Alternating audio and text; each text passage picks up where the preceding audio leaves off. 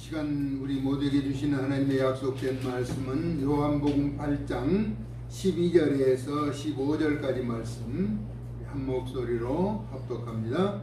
예수께서 또 말씀하여 이르시되 나는 세상의 빛이니 나를 따르는 자는 어둠에 다니지 아니하고 생명의 빛을 얻으리라. 바리새인들이 이르되 내가 너를 위하여 증언하니 내 증언은 참되지 아니하도다. 나는 내가 어디서 오며 어디로 가는 것을 알거니와 너희는 내가 어디서 오며 어디로 가는 것을 알지 못하느니라. 너희는 육체를 따라 판단하나 나는 아무도 판단하지 아니하노라. 아멘. 세상의 빛과 생명의 빛이라는 제목으로 말씀을 나누고자 합니다. 영원한 것을 위해서는 영원하지 않는 것을 버려야 한다라고 말합니다. 우리는 영원한 영광의 나라를 위해서 이 땅에 소중하고 귀한 것도 있지만은 영원하지 않는 것은 버려야 그 영원한 것을 얻을 수 있다는 것이죠. 그래서 세상의 빛과 생명의 빛으로 오신 예수님이 우리의 영원하신 주님이심을 항상 믿고 의지하며 나아갈 수 있기를 예수님의 이름으로 축복합니다. 빛은 어둠을 밝히는 유일한 근간이죠. 세상에 존재하는 빛도 생명을 비추는 빛도 모두 빛들의 아버지에게서 나온 것입니다. 예수님은 본문에서 자기를 소개하셨는데 강력하게 말씀하셨습니다. 나는 세상의 빛이니 나를 따르는 자는 어둠에 다니지 아니하고 생명의 빛을 얻으리라 라고 말씀하셨습니다. 그러면서 요한복음 9장 5절에서는 예수님께서 내가 세상에 있는 동안에는 세상의 빛이라 라고 말씀하셨죠. 그래서 모든 빛은 예수님을 통해서 비추게 되는 것이며 마태복음 5장 14절에 예수님은 우리에게 세상의 빛과 소금이 되라고 가르치고 계셨습니다. 너희는 세상의 빛이라. 이유는 산 위에 있는 동네가 숨겨지지 못하는 것처럼 그리스도의 빛을 발하는 존재가 되라고 말씀하셨죠. 오늘 본문의 시작은 예수님께서 감람산에서 기도하신 후 다시 성전에 오셔서 찾아오는 자들을 가르치시기를 시작하실 때 서기관과 바리새인들이 음행 중에 붙잡힌 여인을 끌고 와서 예수님에게 설명하면서 모세는 이러한 행위를 한 여자를 돌로 치라고 하였는데 예수님은 어떻게 하시겠느냐라고 서기관과 바리새인들이 묻고 있었습니다. 그렇게 이들이 질문한 이유는 무엇인가 하니까 예수님을 간과해 고발할 조건을 얻고 또 시험하고자 하는 의도가 있었던 것입니다. 여기에 대한 예수님의 반응은 아래로 몸을 굽히시고 손가락으로 땅에 무엇인가를 쓰셨는데 글씨를 쓰셨는지 기호를 남기셨는지 모양을 그렸는지는 알 수 없습니다. 땅에 쓰셨다는 것입니다. 그러면서 예수님이 들어오신 곳이 성전으로 표기되었는데 손가락으로 땅에 쓰셨다는 것은 요즘 경우와는 달리 회당에 모여 가르치실 때 바닥은 흙으로 되어 있었다는 추론이 가능한 것입니다. 요즘 교회는 바닥이 나무이든지 때로는 콘크리트이든지 흙은 아닌데 성경에 흙에 쓰셨다, 손가락으로 쓰셨다라고 말씀하고 있죠. 예수님께서 손가락으로 땅에 무엇인가를 쓰신 것은 지켜본 서기관들과 바리새인들이 아무런 질문을 하지 않고 있었다는 것입니다. 그때 예수님은 그들에게 말씀하시기를 너희 중에 죄가 없는 자가 먼저 돌로 치라. 그 여자에게 돌을 던지라 라고 말씀하셨죠. 이들이 묻는 내용이 무엇이냐면은 간음한 여자, 음행 중에 붙잡힌 여자는 모세 율법에 돌로 치라고 했는데 예수님은 어떻게 말씀하시는가 지켜보고자 했을 때 예수님은 땅에 손가락으로 쓰시고 죄 없는 자가 먼저 돌로 치라 라고 말씀하셨어요. 그리고 예수님은 다시 몸을 굽혀 땅에 손가락으로 무엇인가를 쓰고 계셨습니다. 왜 그러셨을까? 한번 땅에 썼고 죄 없는 자가 돌로 치라고 하셨으면 끝났을 텐데 또다시 손가락으로 땅에 무엇인가를 쓰고 계셨다는 것입니다.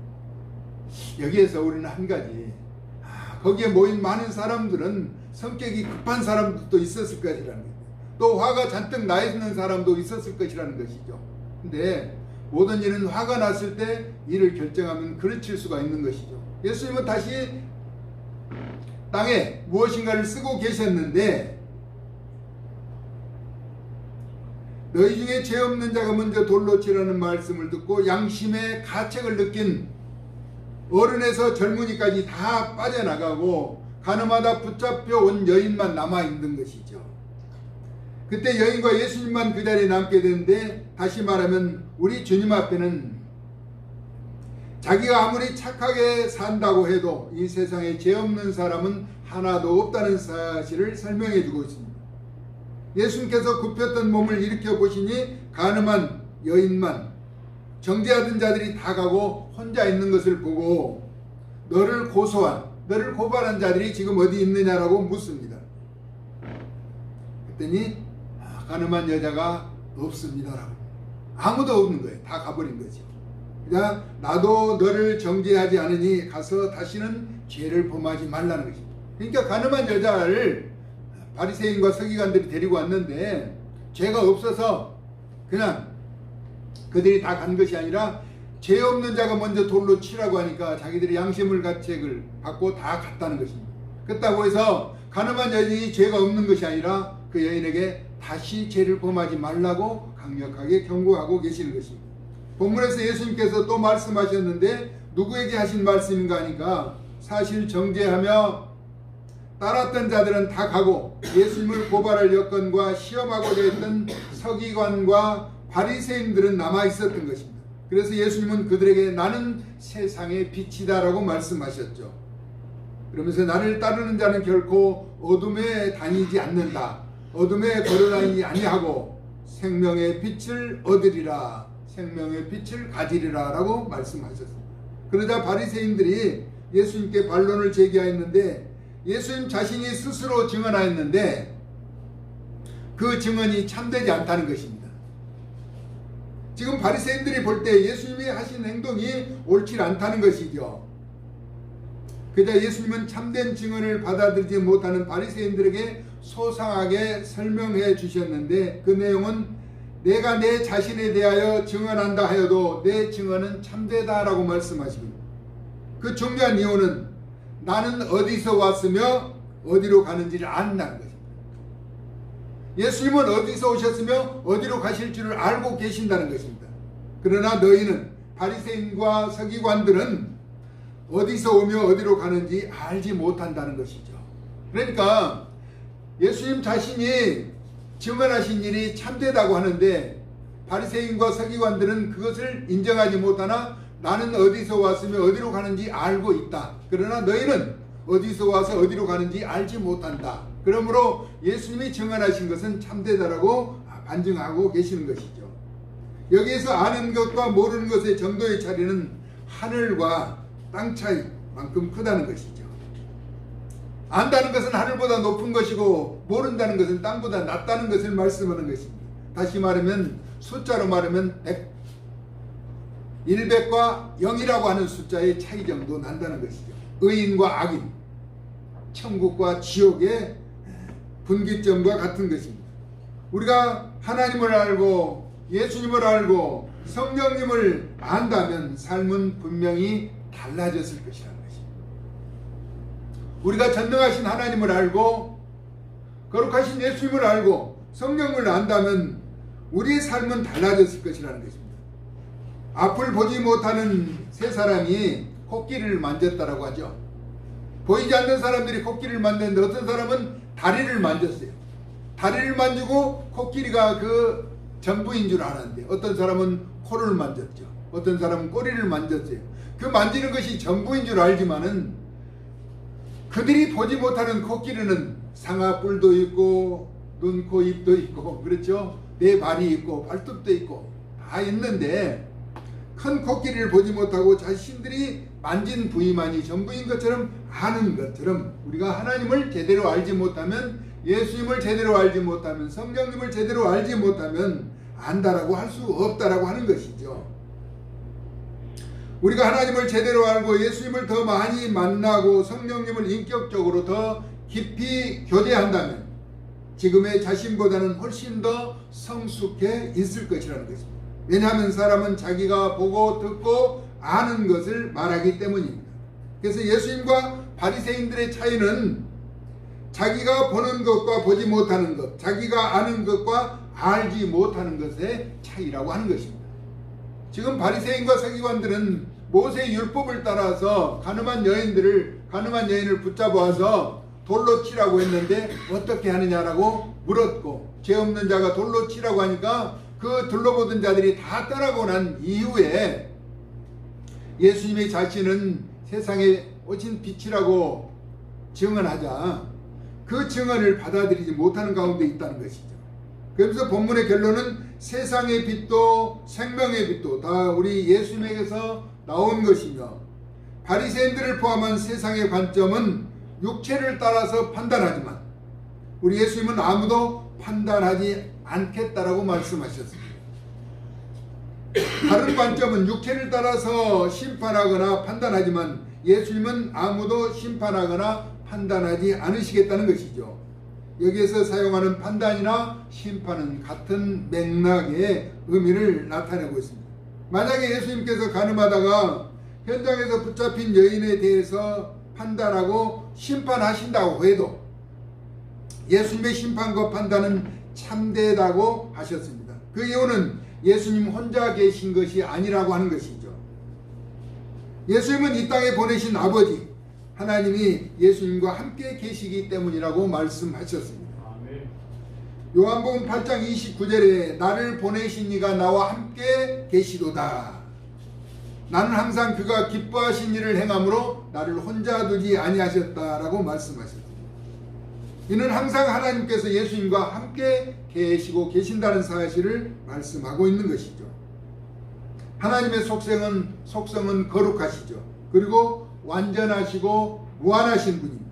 능력과 자비와 사랑이 동반되는 누구에든지 또는 시간과 공간의 제한을 받지 않으시는 스스로 계신 여호와십니다.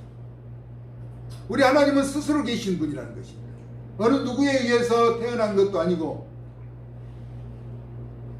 어느 누구의 도움을 받는 분도 아니라고 하는 것입니다. 완전하신, 그래서 무한하시고 능력과 자비와 사랑이 동반되는 전능하신 분이라는 것입니다. 예수님의 희생은 십자가를 통하여 하나님과 죄악된 백성의 막힌 담을 헐어버리시고 자기 백성을 죄에서 구원하신 속량과 질병과 고통에서 자유를 누리게 하시고 하나님 앞에 나아갈 수 있는 축복의 문을 열어주신 분이죠. 십자가를 통해서 하나님 앞에 나아갈 수 있는 길을 열어주신 분이 예수님이라고 하는 것입니다. 성령님은 보혜사로 우리를 돕는 변호사로 오신 하나님의 영으로 잠자는 우리의 영혼을 깨우셨습니다. 그리고 예수 그리스도를 구주로 영접하게 하시고 닫힌 마음의 문을 열어 듣고 보게 하셔서 하나님의 영광을 나타내시도록 동행하시는 거룩하신 분이라고 하는 것입니다. 아멘. 이토록 완벽하게 우리를 감싸주시고 인간에게 부여하신 자유의지를 살려주신 주님을 갈망하도록 기다리시는 분. 그래서 부르짖고 간구하는 우리의 음성을 들어 응답해 주시는 것입니다. 할렐루야. 네. 그러므로 하나님을 알아가되 힘써 찾고 만나야 하는 것입니다. 너희는 내게 부르짖으라. 내가 내게 응답하겠고 내가 알지 못하는 크고 은밀한 일을 내게 보이리라 말씀하셨습니다. 우리 하나님이 모두 다 지켜보고 듣고 알고 계시는 하나님 앞에 우리의 간구를 고백하고 또 하나님 앞에 아뢰면 하나님께서 합당한 때에 그 일을 이루어 가시겠다는 것입니다. 이 세상에 가장 소중한 것이 빛입니다. 캄캄한 어둠, 빛만이 이 세상을 밝힐 수 있는 것입니다. 그 빛이 없이 존재할 수 없고 그 빛은 생명을 찾을 수 있도록 진리의 길로 인도하신 것이죠. 그래서 예수님은 자신을 세상의 빛이라고 말씀하셨습니다. 그 세상의 빛은 생명의 빛을 얻으리라고 또한 말씀하셨습니다. 그러므로 육체적인 삶을 살면서도 세상의 빛 가운데 거하며 생명의 빛으로 오신 예수 그리스도를 통해서 영생의 길로 나아가야 하는 것입니다. 우리의 인생은 그렇게 길지가 않아요. 우리의 인생은 그렇게 길지가 않아. 이 땅에서 철들고 살만하면 세상을 떠나야 하는 나이가 된다는 거예요. 인생 70, 한건하면 80, 100세의 시대를 산다고 해도 내 마음대로 할 수 있는 그런 나이는 불과 얼마 되지 않는다라고 하는 것이죠. 그런데 예수님을 안다는 것은 영원한 생명을 얻는 유일한 축복의 길이기 때문에 얼마나 소중하고 귀한 것이냐는 것입니다. 예수님이 어떤 분인지, 성령님이 어떤 분이신지, 하나님이 어떤 분인지 안다면 외면할 사람은 아무도 없는 것이죠. 그러나 우리는 이 세상에 눈에 보이는 현실에 안주하면서 자기가 가지고 있는 것이 전부인 것처럼 살아가는 인생들이기 때문에 전능자를 찾지 않는다라고 하는 것입니다. 그러나 자신들이 너무나 위급한 상황에서 전능자를 찾게 되면 그때는 이미 때가 늦을 수도 있다라고 하는 것입니다. 이는 예수 그리스도의 가르침은 도리를 전하는 것이 분명한 사명이라는 것을 우리는 인식하면서 듣든지 아니 듣든지 오든지 아니 오든지 우리가 해야 할 사명은 증거해야 한다는 것이죠. 그러기 위해서는 생명의 빛으로 오신 예수 그리스도를 찾아야 하고 찾았으면 따라야 합니다. 그리고 따르면서 그 명령에 순종하고 그 가르침을 실행해야 한다는 것입니다. 내가 알고 있는 것으로 끝나는 것이 아니라 내가 알고 있는 예수 그리스도를 나타내야 한다는 것입니다. 믿도록 증거해야 한다는 것입니다. 왜냐하면 그들이 아직 예수님이 어떤 분가를 알지 못하기 때문이죠. 저는 어렸을 때 어떤 어른이 새벽에 시원한 한 바가지 물을 마시면서 너희들이 이 물맛을 아느냐라고. 그 새벽에, 이런 새벽에 찬물 한 바가지를 마시는 그 어른은 밤새 술을 마셔서 속이 타 있는 상태에서 아침에 물을 마실 때 그 물이 얼마나 달고 시원하겠나요. 잘못된 관점이긴 하지만은 이 험난한 세상을 살아가면서 어디서 와도 어디로 가는지 알지 못하는 그들이 어디서 오며 어디로 가시는지 아는 그분을 만난다면, 그 나라를 소망하며 살아간다면 냉수 한 그릇 먹고 그 시원한 물맛을 아는 것보다 더 소중하고 값진 것이 아니겠는가. 우리는 아직 예수님을 알지 못하는 그들에게 예수님을 알도록 전하는 것이 우리의 본분이라는 거예요. 세상에 빛으로 오신 빛이 빛이되 그 빛을 알지 못하는, 또 생명, 우리의 영혼을 소생시켜서 영원한 영광의 나라로 인도하시는 구주 예수 그리스도의 그 빛을 알지 못하는 그들에게 생명의 빛을 전하는 것이 우리의 유일한 소망이고 사명이라고 하는 것입니다. 세상에 아직 살아가고 있지만은 세상의 빛 때문에 살아가면서도 생명의 빛을 알지 못하는 그들에게 우리가 먼저 하나님이 어떤 분인가를 알고 또 예수님의 거룩하신 희생과 보혜사 성령님의 따뜻한 은총을 덧입어서 믿음의 복된 길을 걸어가면서 우리가 사는 세상이 많이 힘들다고 말하죠. 힘든 것 같아요. 지금 코로나 이후에 전국이 안정되는가 싶더니 경제적인 어려움을 겪으면서 도처에는 전쟁으로 인한 여러 가지 어려운 일들이 많고 각 회사들이 도산의 위기에 있는 이런 절박한 상황. 그럼에도 불구하고 우리는 하나님을 믿고 의지하면서 그 나라를 소망하며 살아간다면 현실의 삶은 때로는 힘들고 불안하고 어려워도 우리의 마음은 참된 평안을 얻게 될 것입니다. 믿음으로 사는 복된 생애가 되어질 수 있기를 사랑 많으신 예수님의 존귀하신 이름으로 축복합니다. 아멘. 만물이 그로 말미암아 지은 바 되었다라고 말씀합니다. 그래서 모든 만물을 창조하신 전능자의 능력이면은 우리의 삶을 이끌어 주시고 회복시켜 주시고 변화시켜 주실 수 있으실 것이기 때문입니다. 고맙고 감사하신 하나님 아버지, 은혜와 사랑 무한히 감사를 드립니다. 세상의 빛으로 생명의 빛으로 오신 예수 그리스도를 구주로 믿는 믿음의 백성들이 죄악된 세상을 살아가면서 아직 빛에 거하지 못한 그들을 빛 가운데로 인도하기 원하여 또 성령의 능력을 의지하여 나아갈 때 가로막혀 있는 모든 죄악의 모습은 제거하여 주시고 시온의 대로가 열려지게 하여 주시옵소서. 현실의 어려움도 극복하며 승리하도록 은총을 덧입혀 주시기를 원하옵고 예수 그리스도의 거룩하신 이름으로 축복하고 기도 올리옵나이다. 아멘.